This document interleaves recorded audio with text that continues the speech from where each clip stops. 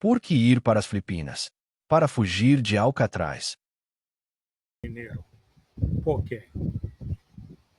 Isto está uma história de um homem que vai a las Filipinas, os Filipinas, mas ele tuvo uma condição que ele precisava aparecer à frente de um tribunal no estado de Washington, mas não. Ele simplesmente volou às Filipinas. E quando ele estava nas Filipinas, ele casou com uma filipina e ele não diz nada da história dele. Depois de um ano, senhora Sandoval capturou ele, meio-dia. E ele diz, senhora Sandoval, eu posso ligar para minha esposa?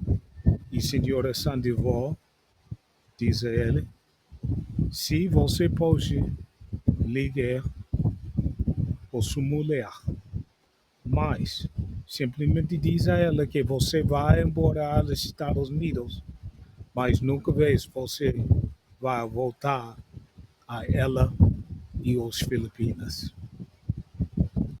Sa rape of child in the first degree, child molestation in the first degree, rape of a child in the second degree, and child molestation in the second degree. Ang kanyang mga biktima, pawang mga US national din. Doon po sa case ni John, doon po sa mga kaso niya na rape and molestation po, minor de edad po yung kanyang naging biktima. Kaya sa atin po nakikita natin na kahindik-hindik po talaga yung kanyang ginawa dahil minor pa ang kanyang biktima at ngayon po nandito po siya sa Pilipinas, which really we see is a threat to the children here in the Philippines. Ilang taon daw nagtago sa Pilipinas si minor. Pero ngayon, katapusan na ng kanyang pagbabakasyon dahil ayon sa isang informante ng Bureau of Immigration, Fugitive Search Unit o BIFSU, napataan daw siya sa Cebu City. Sa tingin po natin, residence po niya yung kanyang pinagtataguan. There might be a family here in the Philippines or kinakasama po dito sa Pilipinas. Kaya po doon po siya nakita sa Cebu kung saan po siya naglalagi for I guess almost a year. Ginalugad ng mga otoridad ang Cebu City para matunton ang kinaroroonan ng suspect na si John Thomas Minor hanggang sa matukoy ang condominium unit na tinitirhan daw ng suspect. Dito na sinimulan ng mga otoridad ang surveillance operation. Isang asset ang nagpanggap na magde-deliver ng pagkain para makumpirma ang hideout ng suspect. Knock knock, warrant of arrest po, food delivery po.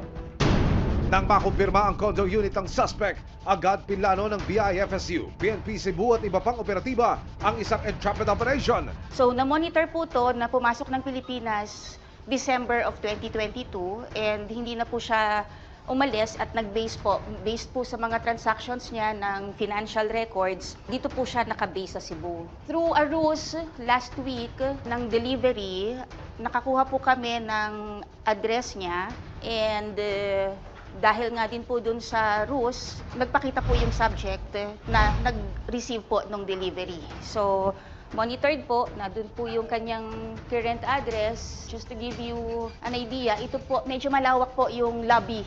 Maraming areas na pwedeng pagpwestohan, although meron din pong presence ng mga guards.